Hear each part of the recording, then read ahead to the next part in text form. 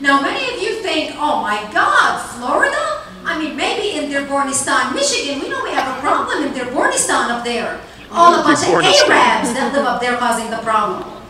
Well, let me tell you, terrorist cells have spread all over the United States. The top 3 terrorist organizations operating in America are Hamas, Islamic Jihad, and Al-Qaeda, and the Muslim Brotherhood, which is the mothership, but I'll get into that later.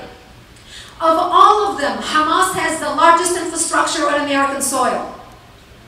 Here are the cities where we have cells operating in the United States.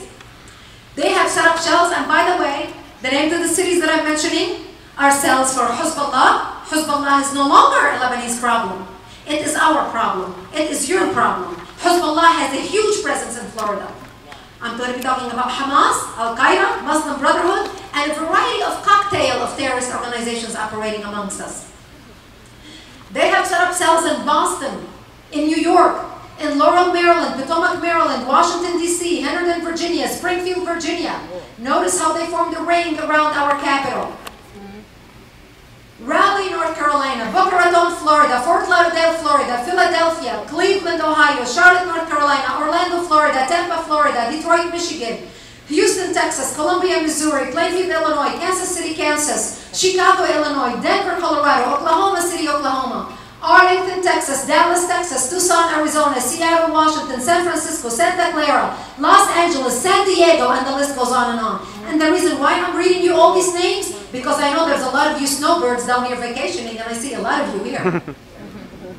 So just in case you happen to be from Chicago, happen to spend the winter down in Florida, and you happen to hear Briggette Gabriel speaking here, and you happen to show up, remember, when you go back to Chicago, or when you go back to New York, and when you go back to Boston, or wherever you're going to go back to, we have a problem all over our country. The infiltration is not only happening through the terrorist infrastructure through the country. The infiltration is also happening through the mosques. People wonder, well, how come we have all these homegrown terrorists? Where are the all homegrown terrorists coming from? Have you realized that when they talk about Nidal Hassan, the Fort Hood shooter, how they talk about how he was radicalized? Well, how? How was he radicalized? How was the guy who went in Little Rock, Arkansas and started shooting at the Army Recruiting Center? How was he radicalized? How was Zazi radicalized? How was the imam that supposedly was working with the NYPD, who supposedly was on their side, ended up working with Zazi and tipped Zazi that the FBI was on his tail? How was the guy radicalized, the guy who wanted to blow up the Fountain Building in Dallas a few months ago? And the same day, the guy who wanted to blow up the building in Springfield, Illinois. How was he radicalized?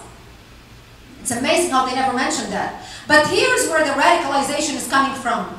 The mosques and what is being taught in the mosques all over the United States.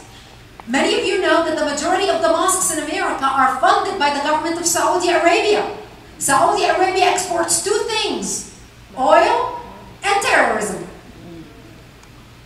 So, an under-case study, Freedom House, the Foundation for the Center for Religious Freedom, went undercover because they wanted to find out what are they teaching in these mosques.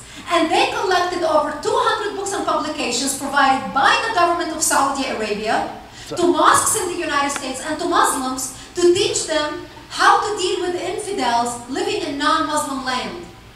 And here's what they are teaching in these mosques. These Saudi books and publications repeatedly exhort Muslims to, quote, hate them for their religion, meaning us, Christians and Jews and Buddhists and atheists and everybody else, to hate for Allah's sake, always oppose them in every way, them meaning us, maintain a wall of resentment against them. They say that democracy is responsible for all the horrible wars in the 20th century, and that attractive names like democracy, justice, freedom, brotherhood, and equality cause all of the world's problems. They say that it is the religious duty of every Muslim to impose, and I continue quoting, functionally Islamic government on every country in the world. This religious duty is binding in principle, in law, in self-defense, in community, and as a sacred obligation of jihad. In order to fulfill the sacred obligation of jihad, they must, and I continue quoting, invade its western heartland and struggle to overcome it until all the world shouts by the name of the Prophet Muhammad and the teachings of Islam spread throughout the world. Only then will Muslims achieve their fundamental goal. All religion will be exclusively for Allah. Notice how I read you every word. As you can see, I do not need a script to deliver a speech. But I wanted to make sure, thank you, but I wanted to make sure that I don't take a word out of context. I do not misquote a word. I do not misuse a word. I do not make up a word that's not in the text. This is what they're teaching in the mosques. To hate, to resent, to overthrow democracy. This is happening in religious institutions in our country. And you wonder why a year ago, when the war was raging between Israel and Gaza, we saw demonstrations on the streets of the United States, all over the United States, people screaming, "Death to the Jews, go back to the ovens, shower, shower, shower." This is in America. This is not Europe. This is America in the 21st century. Where is the outrage? Can you imagine if any other group was marching down the streets saying, "Burn blacks, hang them up on crosses, send them back to whatever"? What would happen? All of us will be outraged. All of us will march and make sure we shut them up, whoever speaks that way. Because I don't care what your religion is, and I don't care what church you worship in, or synagogue, or temple. We are all to respect and love each other. We may not agree with each other, but we owe each other the respect and the equality under the law in America. That's what makes us American.